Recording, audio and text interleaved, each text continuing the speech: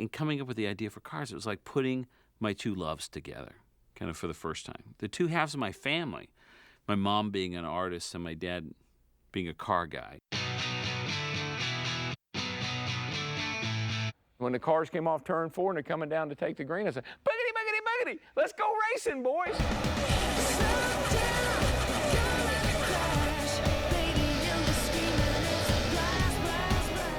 First of all, we want to animate these characters. You've seen it. It's this cartoon. Yeah. But we want to do it in a way where the moves, it's like we do our homework.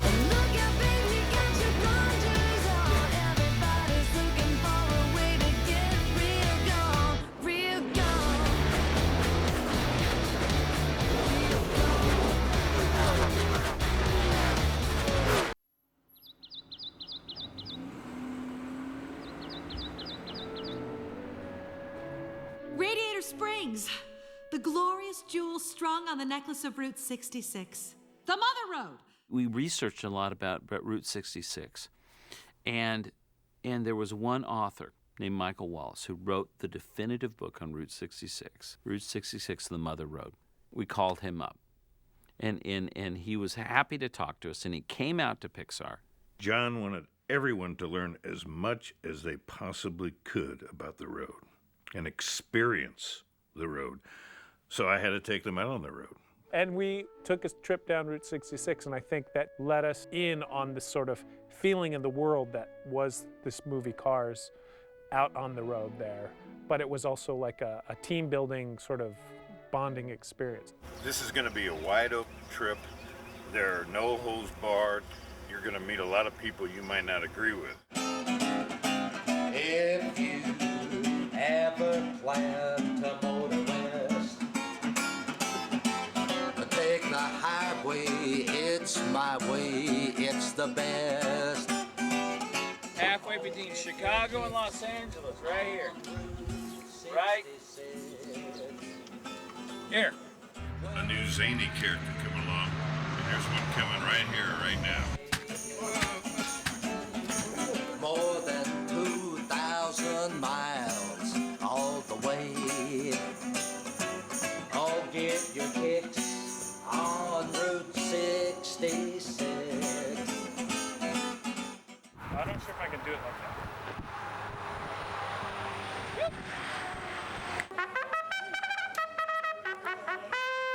Up here on stage is Mr. Jonas Rivera. He has 1 hour to eat 72 ounces of prime Texas top sirloin. Let's give Jonas a little round of big Texan encouragement. Yeah, man, do it. Is your shop closed for today? No, it's open every I need day. a haircut really bad. Make it nice and short. He wants it all cut off.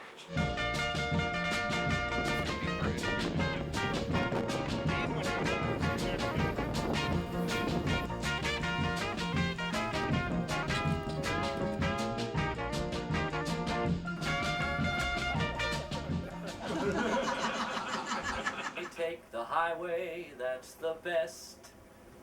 It's not the destination, it's the journey, you know.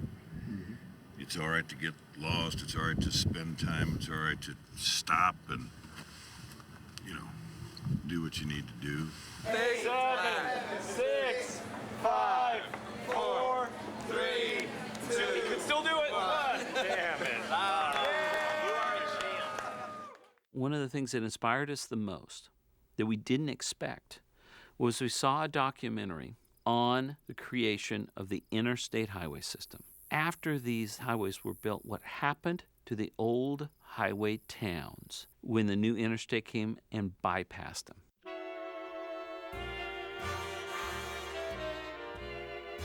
My name is Angel Valadez Delgadillo.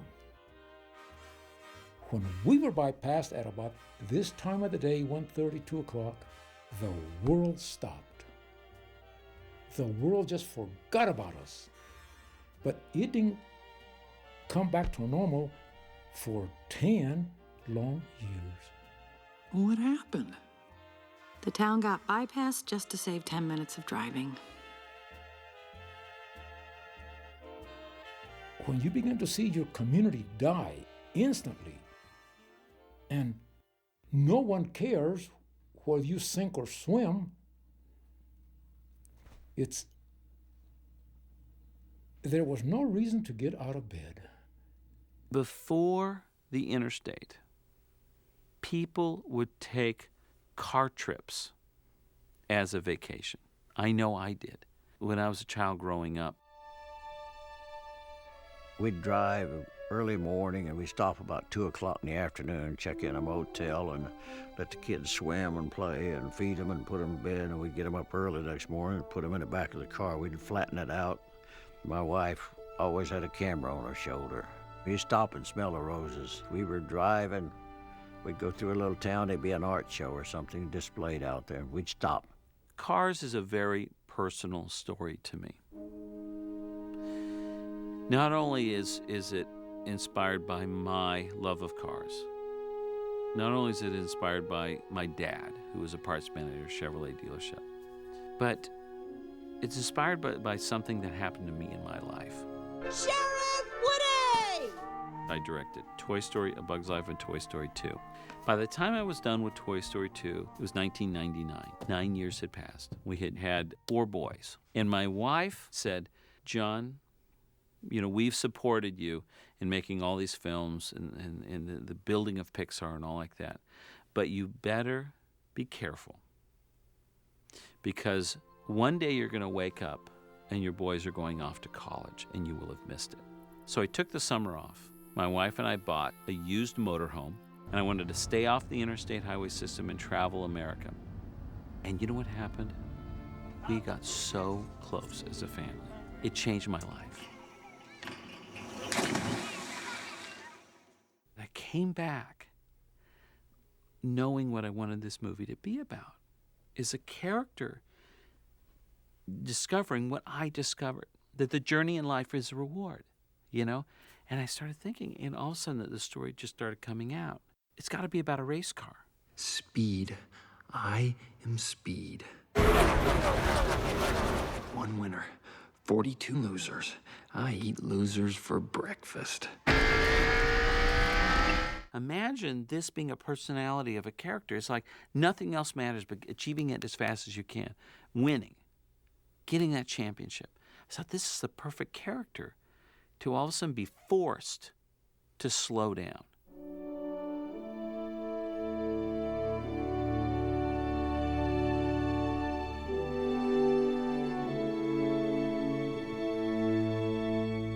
Whoa. Look at that. Look, and they're driving right by. They don't even know what they're missing. That's what this character needs to discover. And so we started taking and merging the two worlds that of the automobile that we love so much, racing and Route 66.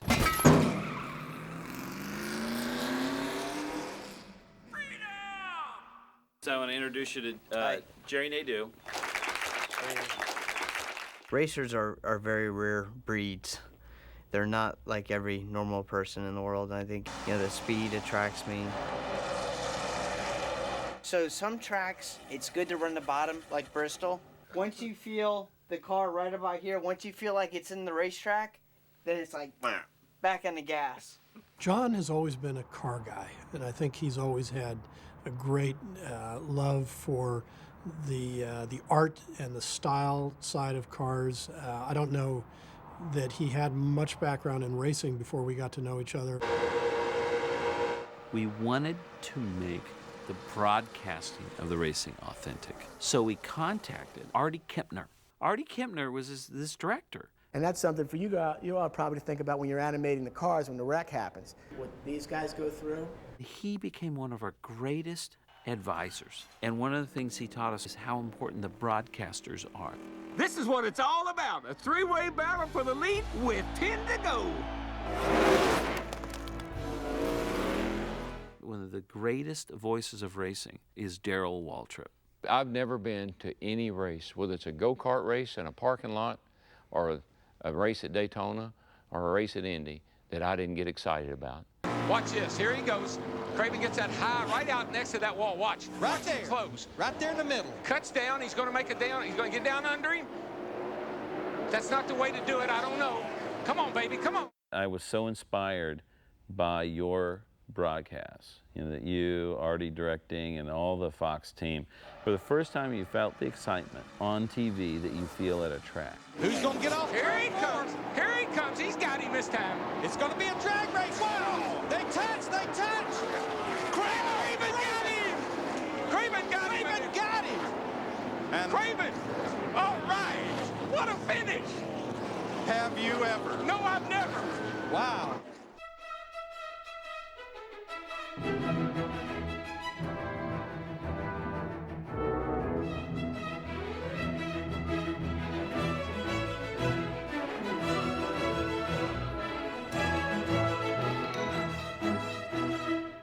My name's Mater. Mater? To a mater without the toe. I said, mater. Yeah, like Tuh Mater, but without the tuh. So now, how'd you get that name? Well, when I was a little old fella, I was raised up on the farm, and we had a garden big enough to feed about half of Catawba County, and Grandma, she'd take me to the barn every morning. We'd milk cows and one thing and another, and if I wasn't eating the tomato, I throw them at the hogs and just terrorizing everything I could.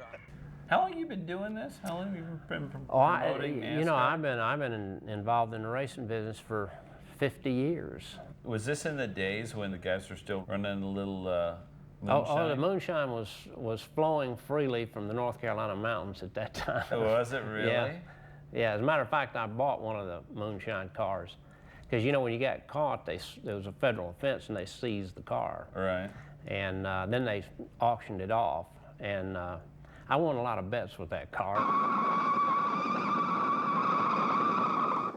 As drivers sweat to learn their way around the speedway, certification goes on in the inspection shed.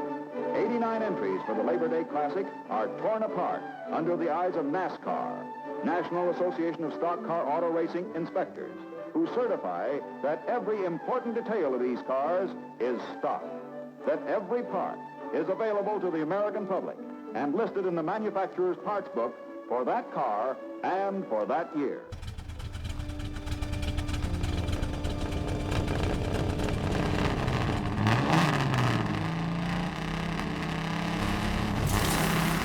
Tell me about the Hudson Hornet. What made the Hudson Hornet so special? The Hudson Hornet was the very first car that had tri-power. It was so low and so sleek at this time in '52, and with the 3 deuces on the carburetor, it outrun the Word of God. My introduction to some of the people in Charlotte outside the corporate office might not have happened if it hadn't been for John, and his ability to seek people out and introduce himself to interesting people is something that, it's a rare skill. His daddy won the championship in the Hudson Hornet. He's been here in the darn infield with us for as many years as I've been here. We're doing this movie with animated characters, and it's got a Hudson Hornet, 51 Hudson Hornet in it. If he got a 51 Hudson Hornet in it, Marshall Teague drove it. Marshall Teague passes Herb Thomas for the lead.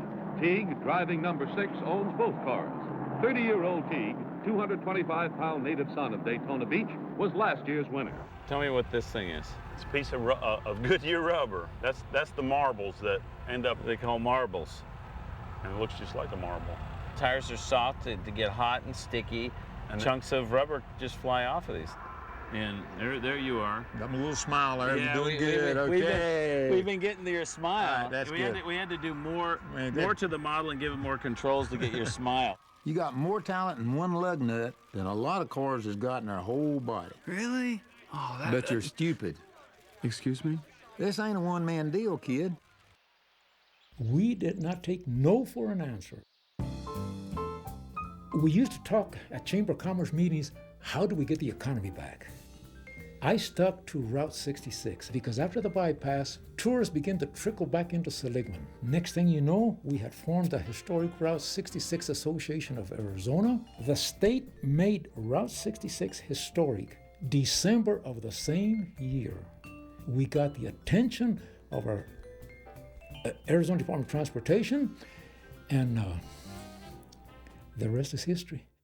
Route 66 is a metaphor. It's a symbol for a lot of roads. It just so happens it's the one that most of us have addressed for many, many reasons. So now we're going to put our things down, a little piece of Walmart plastic, a little piece of Today, with our devil's rope, with our juniper, and then Bud's going to put the stone in the sepulcher, a Gallup brick fired up that we got at Dennis Hopper's old motel in the Whispering Pines on the Mother Road. There you go. Smashes to ashes and rusty dust.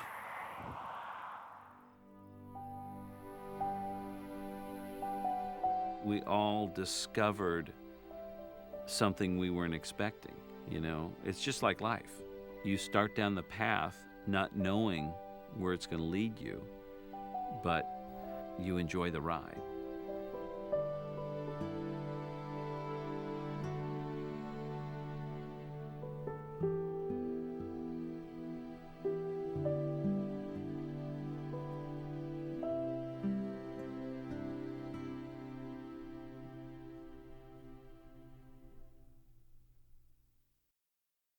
With each of our films at Pixar, it is so important to do three things really well. Tell a compelling story that keeps the audience on the edge of their seat, populate with memorable, appealing characters, and make the world believable. I don't know if you've ever had the experience on road trips or driving, when you pass some town that's barely a few buildings, and people live there. And you just go, it's like hours from anywhere else, and you go, why? What? And that's the feeling you want McQueen to have. It's like, where am I? Where are you?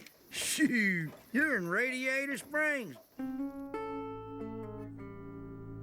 Radiator Springs is a mythical town we've created on historic Route 66. When cars were traveling across the desert, you know, they would overheat very easily. The founder of the town, Stanley, it was like a steam-powered car, and he was running out of water, and he found this spring. It's cool, refreshing water. It's like nature's own coolant. And so he just set up shop and first started selling radiator caps, because that's what everybody would lose. And so they would fill up with this nature's own coolant, and he would sell them a new radiator cap. And that's what the start of Radiator Springs was. When we come into the part of the movie where Lightning McQueen is in Radiator Springs, it's broken up into thirds. The first third is there to reinforce Lightning McQueen's opinion of this town. We start Act 2 with a world that has absolutely no color. He looks around and there's nothing alive, everything is dead. Yet somehow, characters survived in that world and they see beauty in that place. You're really playing with the psychology of lighting and color. As we progress and we have sunrises and sunsets, we start playing with the lighting on the set and start revealing the background hills. We start like minimizing the atmosphere over distance. To a point towards the end, the whole town pretty much opens up. And the lighting on the town and on the hills, everything is looking magical. When we went out on Route 66, I noticed that every town, every establishment, every building, you stood there and looked at it, and without asking one question or getting one answer, they were telling stories.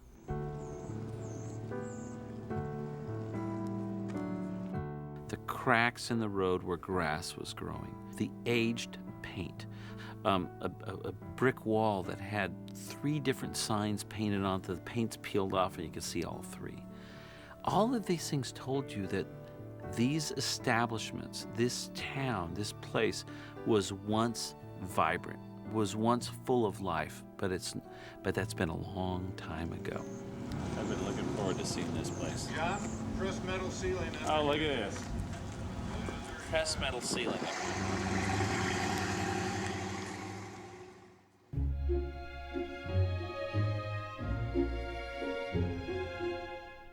Once you have a lot of research, you also are just finding inspiration within yourself, and so you're doing a lot of sketching and drawing or just writing things down, ideas that occur to you. And so there's a period where you kind of let all that gel and come together, and out of that usually comes themes or symbols that you want to use in the story. I felt that as humans tend to see their own forms in nature, that if cars were the beings in this world, that they would see their forms in nature. Ornament Valley grew out of sort of looking at Monument Valley. It really wasn't very hard to suddenly make this leap and look at forms of cars in these cliff forms. One of them is just an old Chevy, basically, that I saw in a ranch in the town I live in. There's a hood ornament for an old Willys vehicle that it was a wing-like structure. Some of these things looked absurd when you think about it, but once you got them in there and put rocks, textures on them, and that looks believable. Come here, little tractor. Come here. If you've ever been out to the desert or been to a small town, there's a real, just a quality of that I think works in Radiator Springs. You just feel it. This kind of detail, this patina of Route 66, this was extremely difficult to do with computer animation. The computer likes things perfect, perfectly clean, perfectly shaped, perfect. As soon as you put a crack in it, oh my goodness, have grass growing up through it. You make a brick wall and have multiple layers of peeling paint. Peeling paint is hard. All these things are so difficult to do, but you know what? I knew it was necessary to make this town of Radiator Springs be authentic. Make it feel like it's been there a long time. Make it feel like it had a history.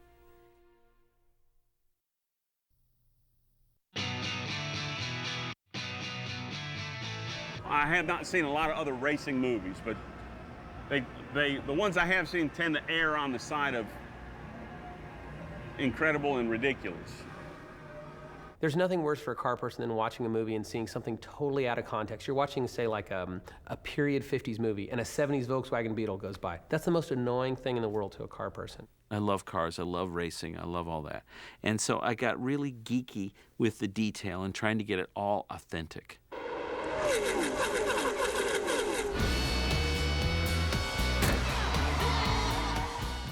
One of the things that has really impressed me in the way John has approached this movie is absolute determination to get it right.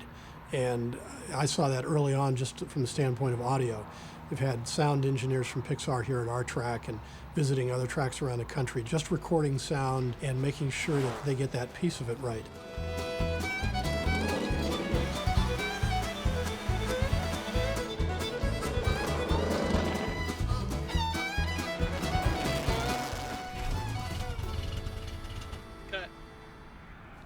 You'll hear that in the movie.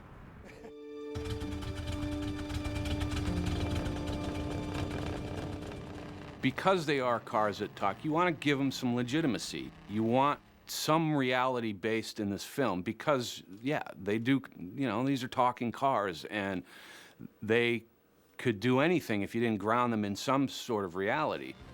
There's a scene when Doc Hudson is doing the sideways slide in the dirt, this beautiful moment where he's really getting back into his dirt racing heritage, and he goes into the sideways turn, showing McQueen how you have to turn left to go right. And you see the wheels spinning almost in slow motion, and the lug pattern on the wheels is a correct bowl pattern.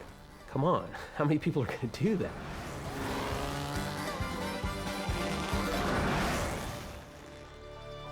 There's these icons in the racing world, and I got to meet them, and I got to talk to them, and the more I talked to them, the more I realized I want them in this movie, because you can't reproduce the way they sound. The Hudson Hornet was my inspiration. That was the one. You really felt like you meant it. That was great. You can't reproduce the authenticity that you hear in their voice. I just hope Lightning's okay. I sure would hate to see anything bad happen to him. Their understanding of the sport. So what makes race car drivers better than average drivers is they don't panic. You got to sit on a hot stove and pee ice water. Not a lot of guys can do that. It's hard to do. Oh, he's got it in the bag. Call in the dogs and put out the fire. We're going to crown us a new champion. I think one of the things that appeals to people as fans of motor racing is you see guys going fast around a racetrack, and we all drive cars, and we all have that sense that we could mash the pedal and do what they're doing ourselves. And until you get in a car with a professional driver going around a racetrack, it's really difficult to understand how skilled these guys are relative to what the rest of us can do in a car. All of the animators who were working on this movie came and spent a day at the track, and it's an amazing sensation, and I think having them go through that experience and understand some of the dynamics was a pretty key element. I love this job! It was kind of scary to think that, you know, these guys are going to drive that fast in this. They were just so casual about it. They weren't even taking it to the full extent.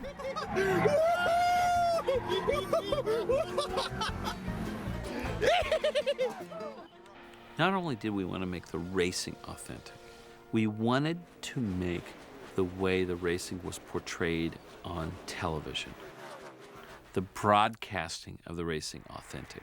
I went running to my office. I said, John Lasseter wants to have a meeting with me. And she says, why? I said, they say he wants to talk about racing on TV. Camera one is right at the start-finish line, so he sweeps all the way through, and usually I use camera one all the way through if I'm doing the pointers. Camera three is the exit of pit road. Season points lead, heading into the final race of the season. The racing scenes just knocked my socks off. They did exactly what we talked about and what they said they were going to try to do, my little suggestions, and they put it all together, and it was like everything I want to do live for Fox.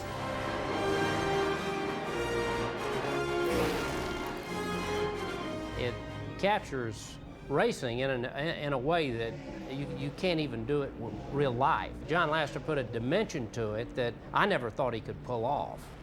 It doesn't matter what it is. If we do something in our movies, we make sure that it's correct, that it's right, and it's something that'll stand up. And that's something that John was very conscious about as a person who grew up in car culture. He didn't want to use the wrong color. Doc's color's not accurate. We should get, there is a 1951 stock color that's a darker blue. And a nutty amount of detail that gets missed in, I would probably say, 75% of movies with old cars. There's always something that they get wrong, and I always spot it because I look at that stuff. And as far as I know, we did a pretty good job of covering the bases on this movie.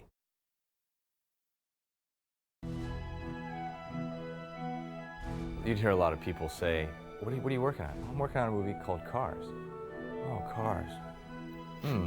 Is that gonna work? Well, yeah, of course it'll work. It's animation. You can animate anything. Character animation is the performance and the emotion and getting the audience to believe that a toy or a bug or a car or a rat or whatever it is has a soul. John did it with Luxo in his first film. He suggested eye direction without eyes, and he suggested a parent and a child just by the way they moved. I think Cars is the most John movie that Pixar has made. Taking that ubiquitous inanimate object that people, they don't even notice, and you give it an entire epic story and a population that's completely personified in this movie with Cars.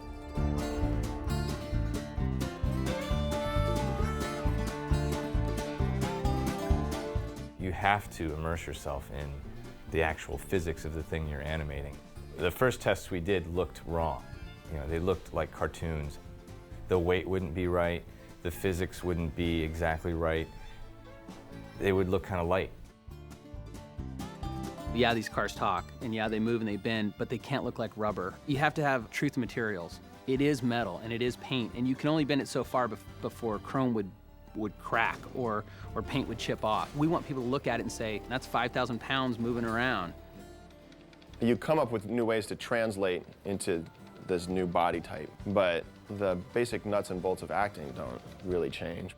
So we have characters that obviously have no arms, no legs, no elbows, no knees, and there's a whole kind of gesturing vocabulary that we all of a sudden don't have. The hard thing about Cars was figuring out how to emote with these characters that were essentially just heads on four wheels. And those heads weigh 3,000 pounds and they're made of steel. How do you animate a whole world of characters without arms and legs and have differences in the way that they act? You try to study each character and the elements of the character that are going to make them unique, and also study what's unique about that model car. This man is a good man, and you know, the sheriff, the way that his suspension was really soft and his tire pressure was much lower. So rather than focusing on the fact that they don't have arms and legs, you focus on what they do have. Ultimately, it was all about their faces, and we had to become even better experts at animating faces. Expression's not quite right yet. What I'm missing is a sense of determined confidence. Like he's not like, you know, that, but it's just a little like, I can do this, right? The animators get the line reading, they get a shot with, usually it's just a camera setup and the character, a rough environment, and they have to gesture by gesture piece together a performance. Every shot's the opportunity to jump into another character's skin. Punch me in the face. In a way, I think to really be an actor and to really have range is simply just to be able to give yourself up to whatever the character's doing. You can't judge the character. Punch me in the face. You gotta make him a little more desperate. There's a moment in the film when Luigi gets to meet a Ferrari. And there's these little ticks that watching Tony Shalhoub, when he's doing the recordings, he's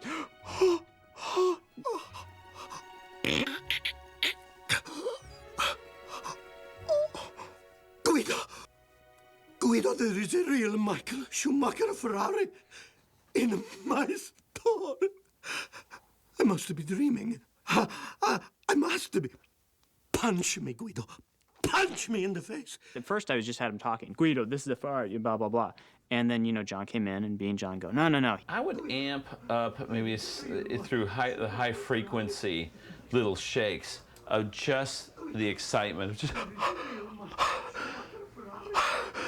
And on one sense, it's just this one line, and it's this one emotion of, hey, your idol just showed up, and you're excited, and you want to tell your best bud, but you don't want him to know that. But when you go to execute it, you have to think about all these things like, I don't want to miss a second of this. This is the most glorious day of my life. Wow. It's almost like you're translating all this stuff into your car language of what you have at your disposal. You ask any animator that worked on the show at the end of the production, they would say that it was fun.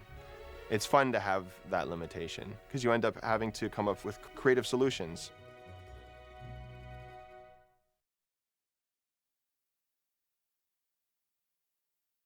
I always thought that you could bring these cars to life like no one's ever seen before, with the chrome, with the metal flake paint, with all this stuff, even driving over a curb and a little splashing of the water, some mud kicked up on a rear fender. It's the kind of details we see on the road every day, but now it's alive. Our cars, they're characters, but they still have to be cars, and these are 3,500 pound automobiles. We can't ever let the audience forget that. We can't forget that. They're cars, first and foremost. They're made of metal. It's what I always call the integrity of the object. Respect that, celebrate it, because visually you can't believe what these things are going to look like. I mean, you think wait till you see it. Oh my God.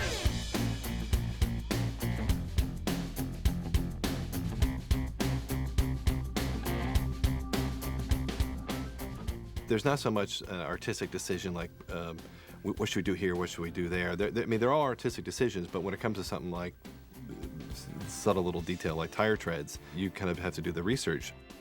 It's getting it right design-wise, but it's also getting it right character-wise. Because Luigi has narrow, little, weak, bias-ply tires that are totally ineffective and the size of a medium pizza. They're tiny. By comparison to McQueen, where his tires are the corners and they are fat and there's a rubber touch on the road and it's fast and tough like a stock car, it would be wrong to have Luigi have that detail incorrect. Doc, the flag means go. With stock cars, they're all similar. So we want to break out and make McQueen look a little more dynamic and interesting, yet still fit in there. So we've got old stock cars from the 70s, the Superbird, and 80s, as well as the modern ones, and then McQueen, which we kind of arrive at this shape. We also had in mind those shots of the trailer where the highlights are just rolling across the character. And then we worked a little backwards and in the other cars tried to get forms similar to McQueen, so he didn't look so alienated from the rest. In terms of getting these charming characters, we just started drawing them. And then as we went through, we were learning proportion, balance, how they relate to each other. And I always looked up to one guy, Dave Deal, who was one of my heroes, and he's a car illustrator, designer, cartoonist, really. And in the process of this, we got to call him up and have him come up here. And I just love the way he draws cars. He drew them as characters, and they have such personality, and they're almost animated. They had great stance and design and angles, and there's a lot of people who could draw the car physically, but he gave it character and power. It's kind of a dream come true working on this project in that way. So in terms of just charming cars, I think it's more just getting the car right and then bringing some warmth to it in terms of eyes and mouth and expression.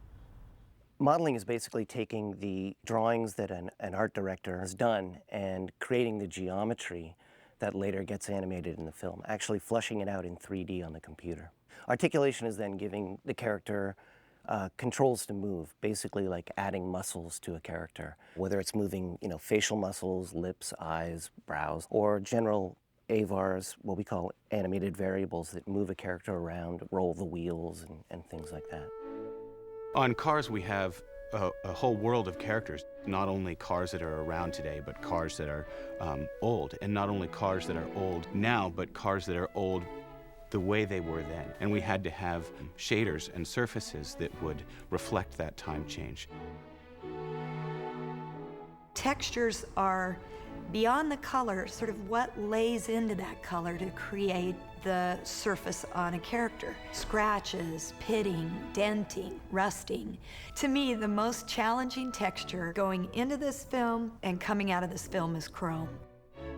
Chrome is so reflective that it's really not so much the surface itself, but it's what it's reflecting in the world around it. So we knew it going in that we had to make some real technical strides to get that chrome to look real. If these things rolled in and they are cartoony, silly, plastic things, it would betray the essence of the story. It's all about truth and the honesty of this place. Hook 'em up, Mater. Okie dokie.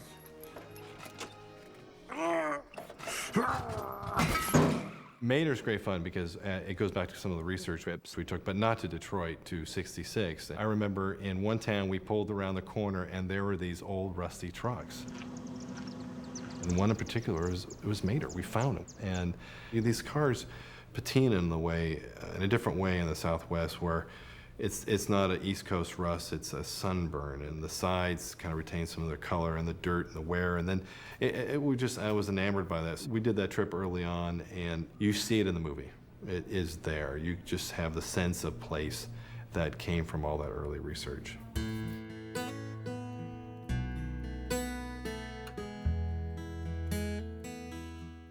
At Pixar, it's really important for all our films to work for everybody, And for our movie Cars, it was important to make it work for non-car lovers as well as people who work in the racing industry, who work in Detroit, who restore cars of all types, who live on Route 66. That's why our dedication to the detail, but also our understanding of making a great story with great characters was so important.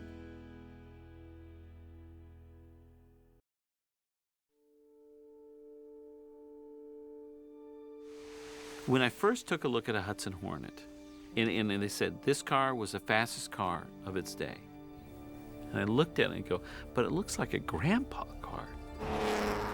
But then you look at this car, you dig deeper, you realize this was an innovative car. It was so powerful and so fast. This car was a milestone car in the history of NASCAR, no question about it. And the guys that drove them won races big time. It was the first of the step downs, which the passenger sit down low into the car, low center of gravity, which made the car handle very well. Back then, a lot of the tracks were dirt, and so it could race through dirt better than anything else. It is the first unibody car. The frame and the body are all one, and it makes for a much better handling car. It's safer. Everything about it is better. It had a fabulous inline engine. Didn't have a V8. It was an inline engine with 2 carburetors in a day when you just didn't do that with a passenger car. You never had to put any water in them once you put them in. They never overheated.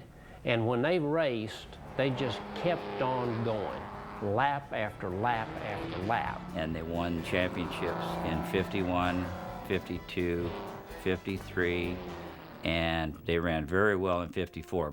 Outside of just its race history, it's an elegant, well-proportioned, handsome car. Even the way they painted those things were great. The fabulous Hudson Hornet. I mean, when it says fabulous, that's a great car already. But it looks like a grandpa car, and it was perfect. And so out of that came the character of Doc Hudson. Okay, look, Grandpa, I'm not a bulldozer. I'm a race car. Oh, is that right?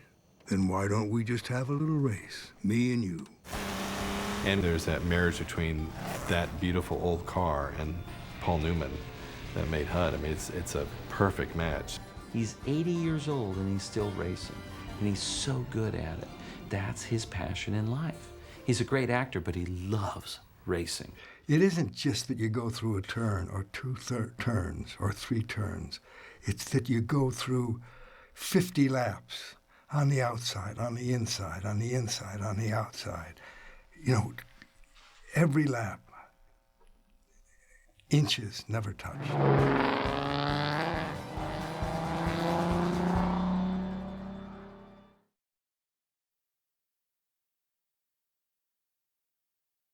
Ka-chow!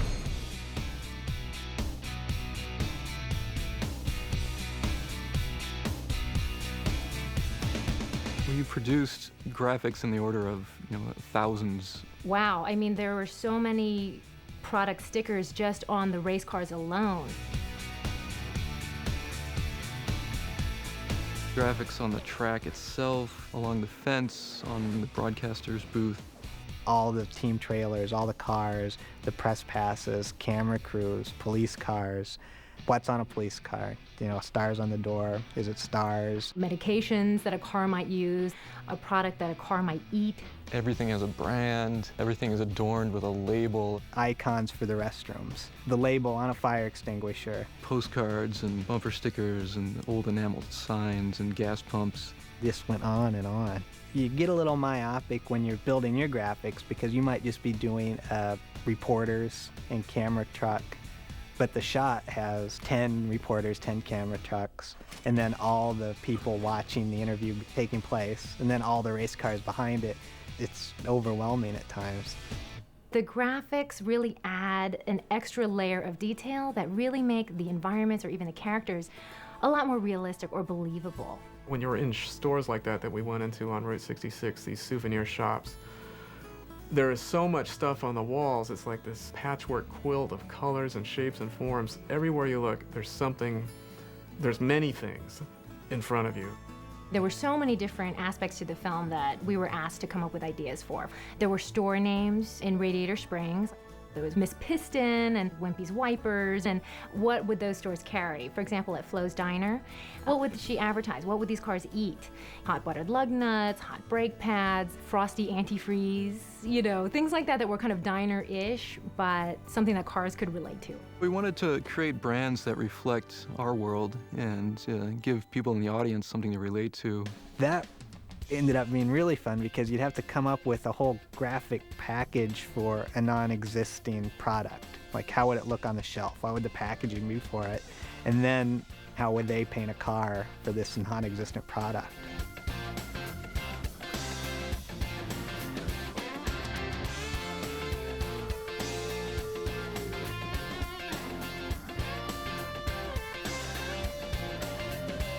Invent your own logo. Invent your own brand. One person would come up with a name, then somebody else might design the graphic for it. We took hits at it and then handed them back and forth. Design 20 or 30 different versions of that. Put them together, we'd show them to John, and he would kind of pick out what he likes, or maybe he would come up with some of his own ideas. Like a sports drink.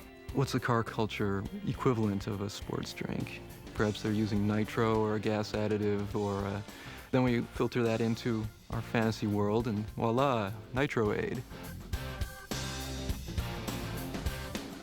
There's so much detail and attention to detail and gags, and just they're everywhere. It's not the central story, but it's kind of this million stories in the background. Every little thing has a backstory to it.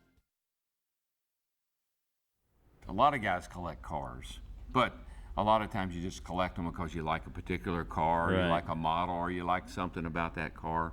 But these cars I'm emotionally attached to. I've been fortunate to be able to collect what I have. This is my 71 Mercury. This is the first car. I bought it in 71. I raced it at Talladega in 1972. Led the race in it. Really?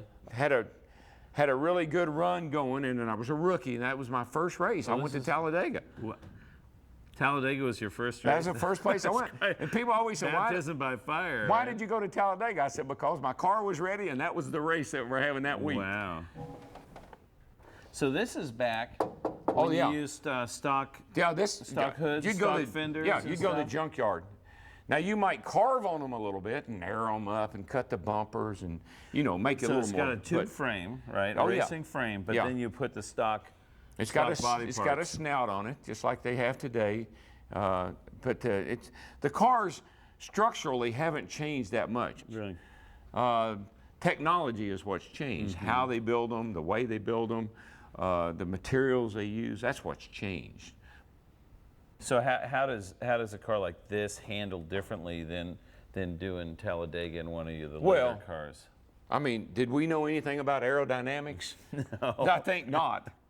But it looks great. Oh, it looks great. Cool car. There's something about NASCARs from this era that I just love.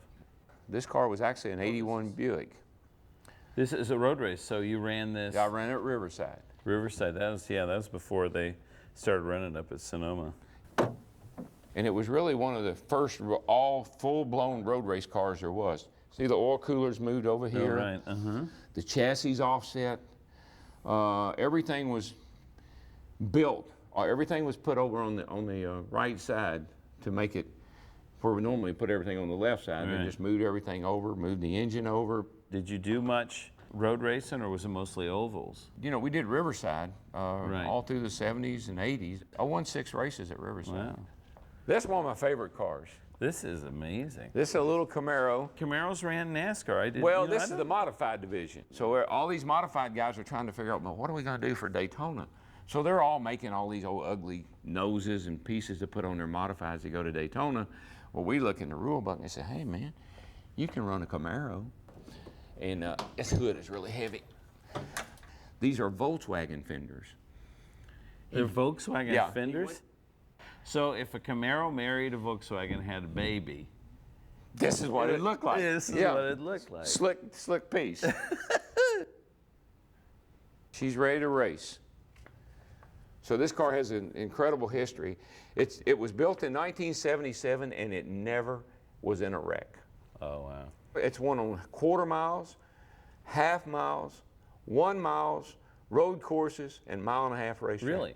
Road courses and, wow. Yeah, the same car. So it just, you get, every now and then you get a It's car one of that those just, cars that I guarantee you could take it to Charlotte and probably won't win in it right now. Wow. It's just that way. It's just one of those Got cars that heart. always it drove great. No matter who drove it, everybody loved it. I always think of personalities with, with cars and stuff, and this would be a car with a lot of heart. Oh yeah. And this was my Western Auto car, my This chrome car. is, well, I think one of the most beautiful cars to ever race. That thing on the racetrack is so awesome. Yeah, it's gorgeous. It looks so cool. I had the chrome helmet, the dark chrome reflective shield.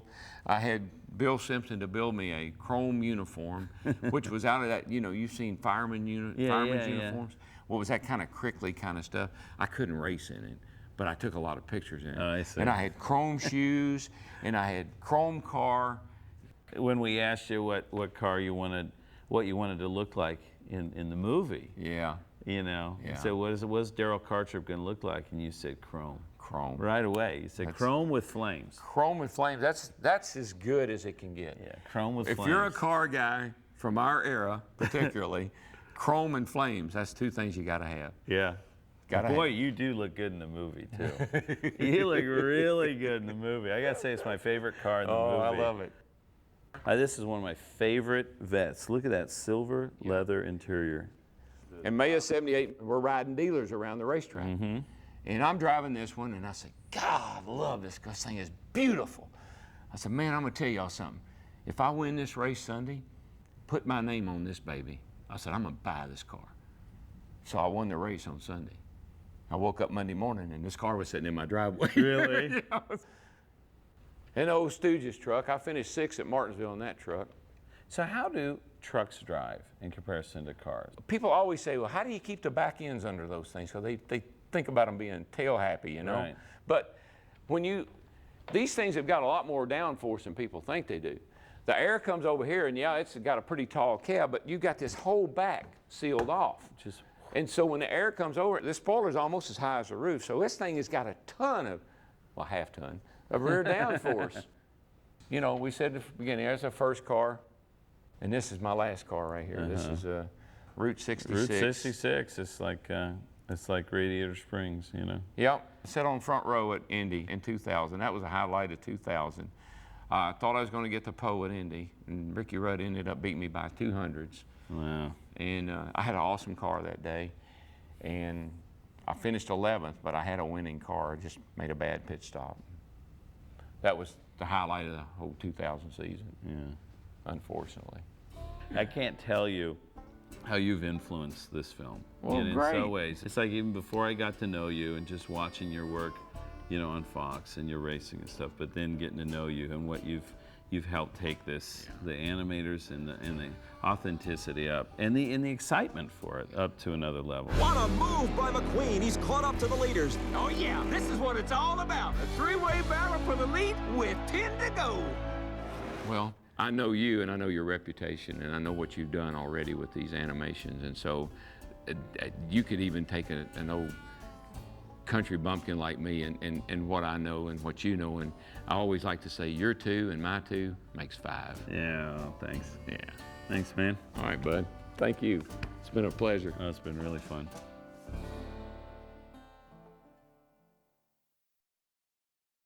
Community service. To lure travelers back to their town, the townfolk want McQueen to race in their first ever Radiator Springs Grand Prix. He refuses, choosing instead standard community service. So, what is standard community service? I don't know. Guess you'll find out tomorrow. Lights out.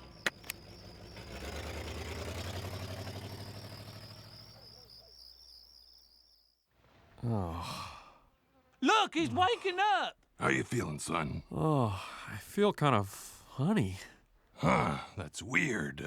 Everything came out okay.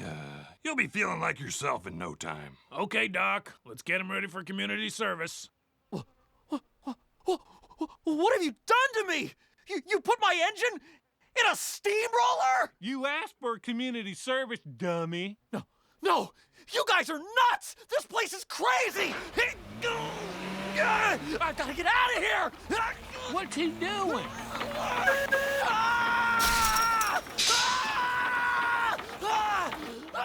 I think he's trying to escape. You stay away from me!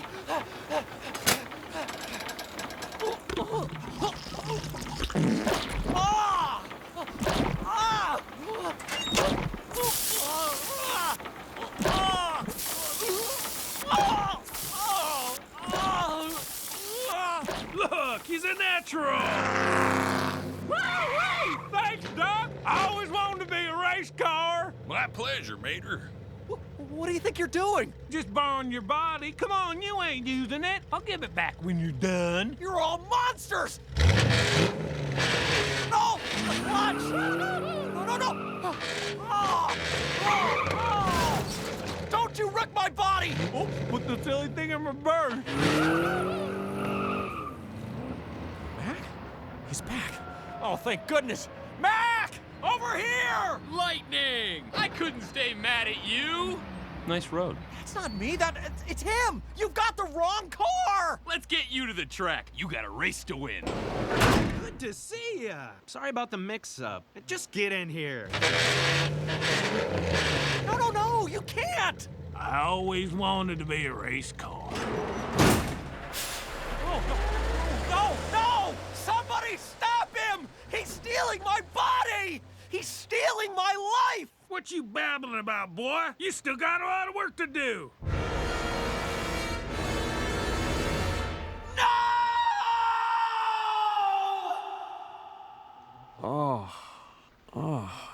Look, he's waking up. How you feeling, son? Okay, Doc, let's get him ready for community service. Not community service. Not that. I'll do the race. Top-down truck stop. In this early version of the story, McQueen gets separated from Mac after he takes a break at a truck stop.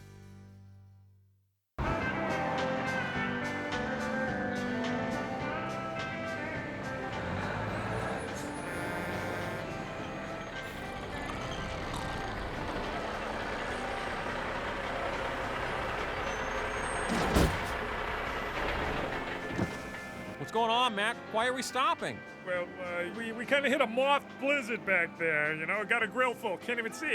I gotta wash up. You do realize we're going 0 miles an hour right now. All those cars we passed, they're getting ahead. Don't worry, I'll be back in a minute. You can time me. Oh boy, I need a double shot of Diesel Espresso bad.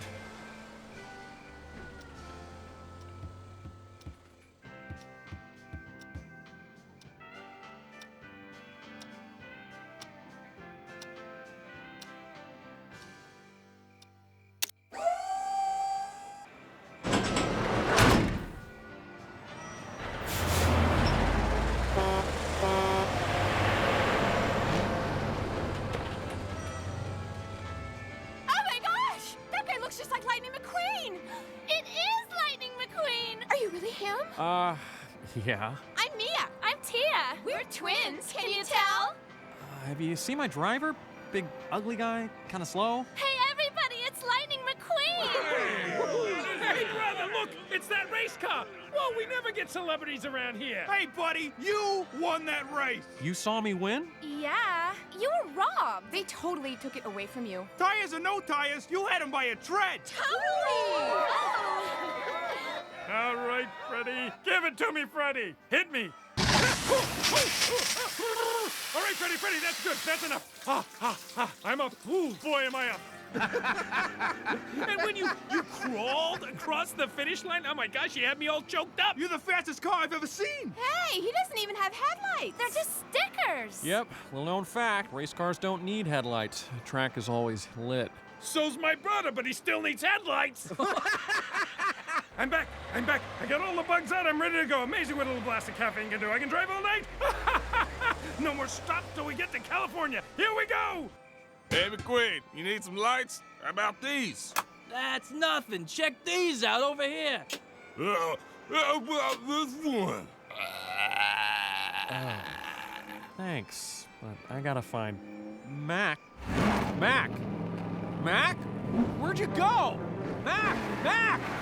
This guy's great. He's doing donuts for us. I'll never wash this pavement again. Oh, Mac! No, stop! Mac! You be sure to come back now, you hear? Don't drive like my brother. And don't drive like my brother.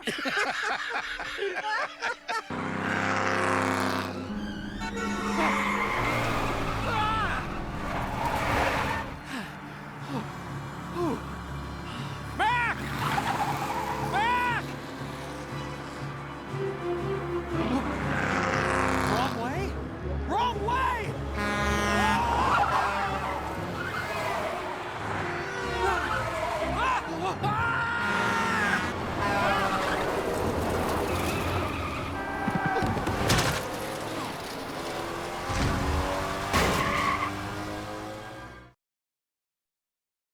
Lost.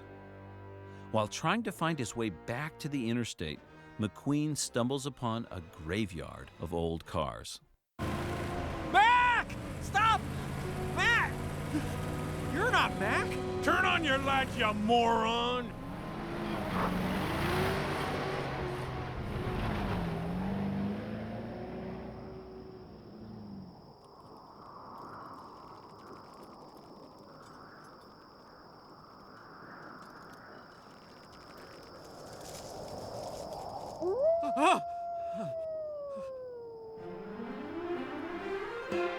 The interstate.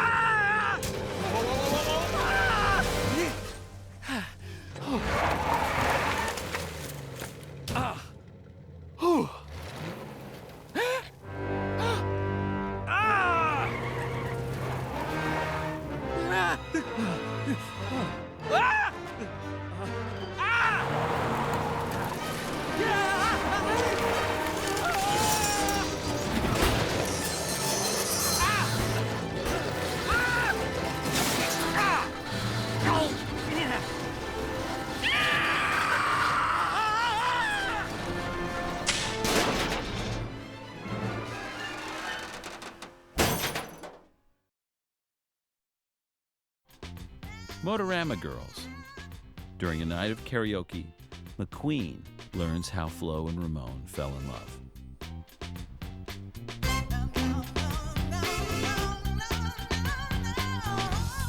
Oh, yeah. Flo's looking good tonight. She definitely is. How she wound up with you is a real question. Oh, yeah. Well, I was working one day in my shop, and these Motorama girls came passing through town, all the way from Detroit, Michigan. Oh, baby, were they hot. Never saw nothing like it before. They had fins that went on for miles. And they had this chaperone, man, but she blew out her transmission just trying to keep these girls in line. Well, they had some time to kill, you know, so they did what Motorama girls do best.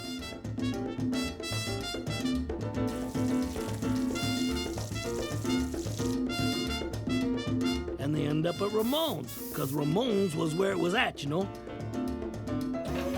So I do some work on them, you know, one by one. A little pinstripe here, a little flame job there. Finally, I get to the last car.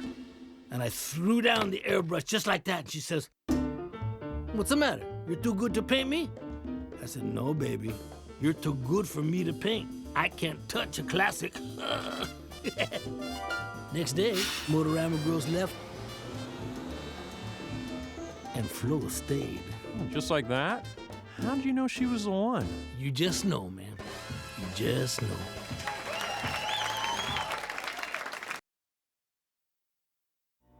Traffic school. In order to race in the Radiator Springs Grand Prix, McQueen is required to become street legal.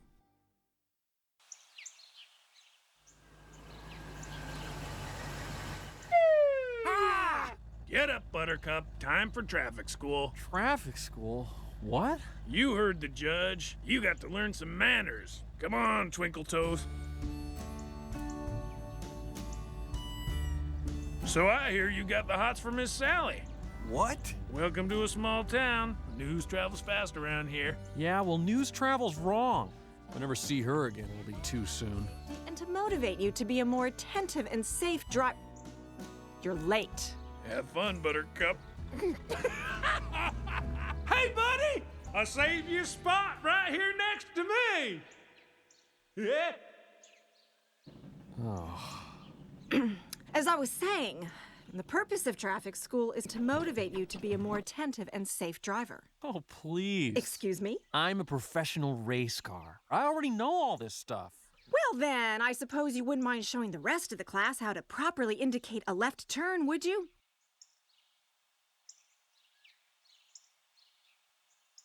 Use your left turn indicator. Well, I'll be dadgum. Your turn signals are just stickers. I don't need turn signals because on a racetrack, you never want to indicate which way you're going. Well, you're not on a racetrack. Mater, can you get some turn signals for Slick here? Now remember to shut your indicator off at the completion of your turn.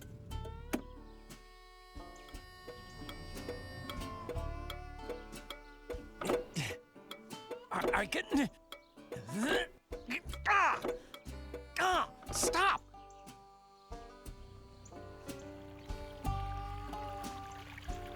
What is that thing?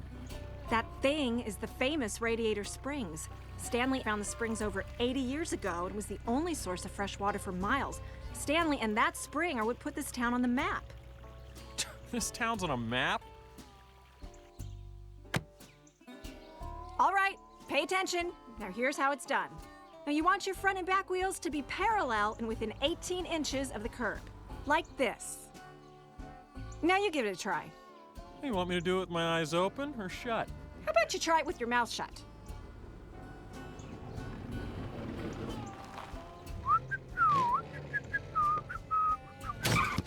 Whoa. Oh, so close. Guido?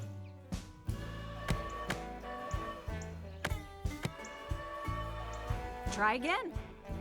Okay, cut your wheels and move up slowly.